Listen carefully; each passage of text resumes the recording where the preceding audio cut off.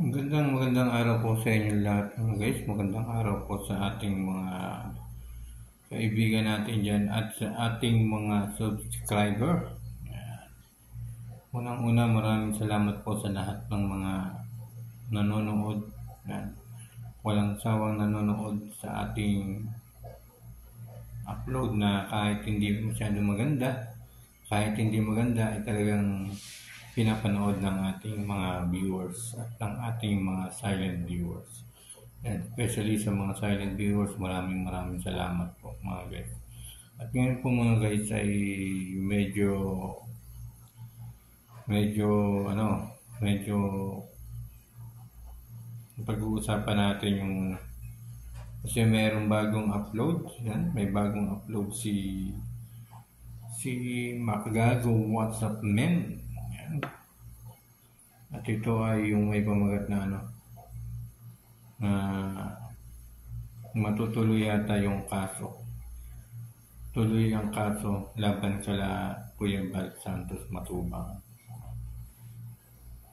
Dahil ito mga guys, dahil ito sa mga guys sa pag-post ni Kuya Bal ng sinabi niya rin sa kanyang post na na tanggalin na.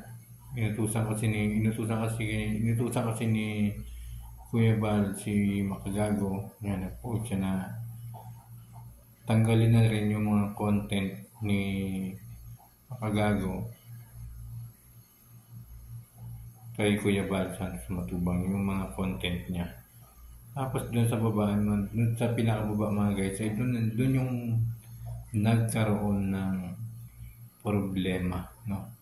Nagkaroon ng parang galit si Makagago WhatsApp Men kay Kuya Bal Santos Matubang.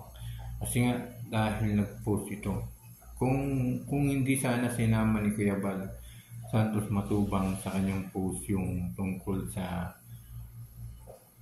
baka madamay yung asawa at anak ni Makagago, no? Kasi napakapangit naman yung guys, no? At kung ako yung tatanungin, kung ako yung isang ama, ako yung may anak, ginanon, ay siyempre magagalit po tayo mga guys, no? Maiinis po tayo guys, kasi nga ay sa mga sinasabi na hindi maganda. Ay, dapat mga guys, kung talagang dapat ingat-ingat din sa pananalita, no? Ingat-ingat din sa pagsasalita.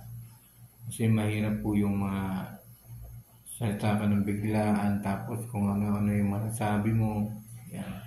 Tulad ng sinabi ni Kuya Bal, siyempre masakit din yun bilang isang ama, si Makagago WhatsApp Men. Kasi wala pong kinalaman yung kanyang asawa at anak sa issue sa kay Kalinga Prab at kay Kuya Bal Santos Matubang sa pinag-uusapan nila, no? Kaya dapat ay sinasantabi yung pamilya, no?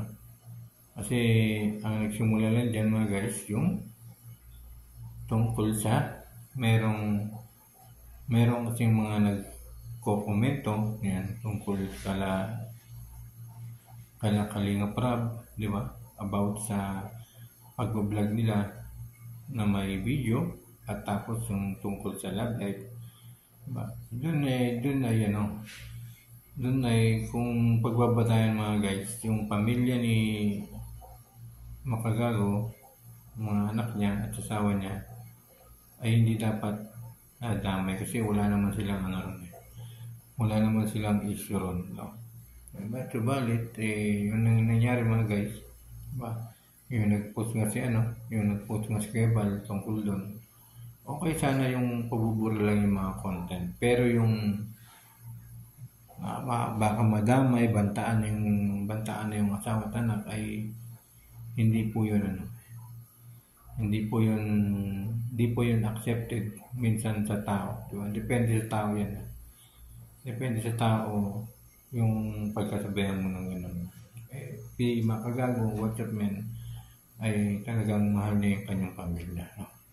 Mahal niya yung pamilya. Mahal din naman ni Kuya Bal yung kanyang pamilya.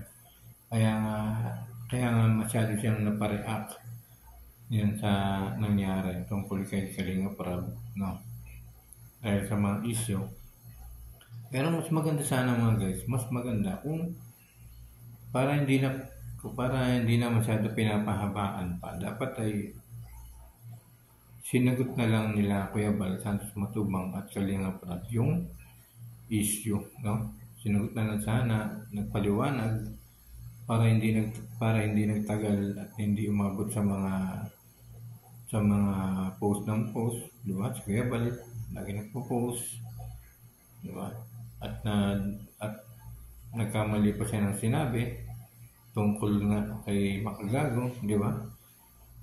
Mas maganda sana kung inutusan nila na pakibura yung content, pero sablay, no? Sablay si Kuya Bal Santos Matubang doon. Yan ang sablay kay Kuya Bal Santos Matubang. Yung idadamay niya, yung nadadama yung asawa at anak ni Makagago WhatsApp niya. Ayun ang kinagagalit niya, no? Ni Makagago.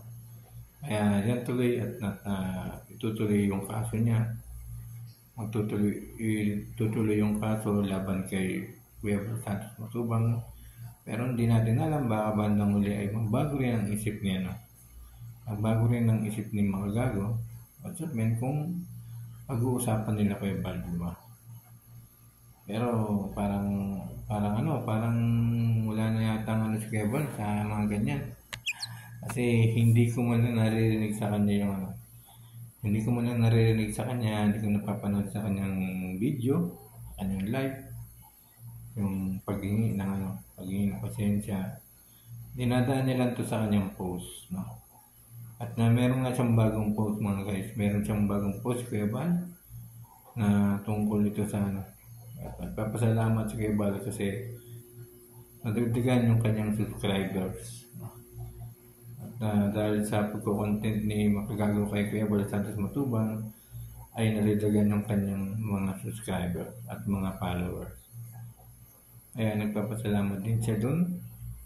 Meron siyang bagong post sa kanyang Bal Santos Matubang Ministry. Meron siyang bagong post doon na nagpapasalamat siya kasi nga ay nadagdagan yung kanyang subscriber dahil sa mga content ni Makagago sa kanya.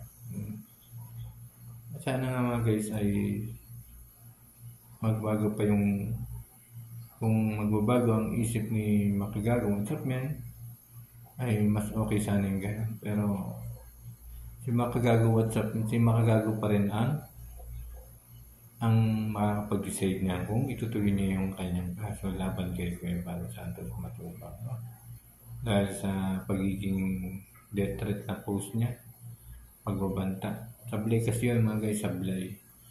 Diba? Kaya payo ko lang kay Kuya Bal at saka kay Kalinga Prab, sagutin na lang yung sagutin na lang yung mga issue tungkol sa kanilang pag-vlog, yung mga minor de edad, di ba? Na sinasabi na parang child abuse o binubugaw, di ba?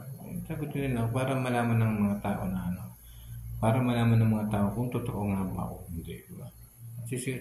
Kasi kala Kuya Bal Santos Matubang at kay Kalinga Prab yan ang dapat manggaling kung totoo nga ba o hindi, no?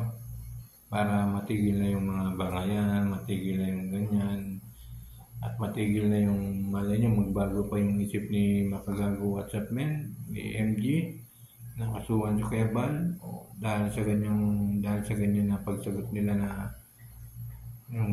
nila Kuya Bal, Kalinga Prab, tungkol sa issue, kung totoo nga ba o hindi. Ayun naman ang hinihintay ni Makagago na gawin nila Kuya Bal Santos Matubang. At yan din ang hinihintay ng mga supporter ni Makagago. At siyempre meron din namang hinihintay din yan ng mga supporter ng mga Kalinga Prab, ni Kuya Bal Santos Matubang family. Yan lang po. Maraming salamat po. Sana nga po mga guys ay maging maayos po yan. At huwag po natin kalimutan, supportahan din po natin si Makagago WhatsApp men at saka si Kuya Bal Santos Matubang at si Kalinga Prab. Yan. Supportahan suportahan po natin sila sa kanilang mga video. Subscribe po natin, like natin, comment po tayo sa kanila. Maraming salamat po sa inyo lahat. Thank you so much everyone.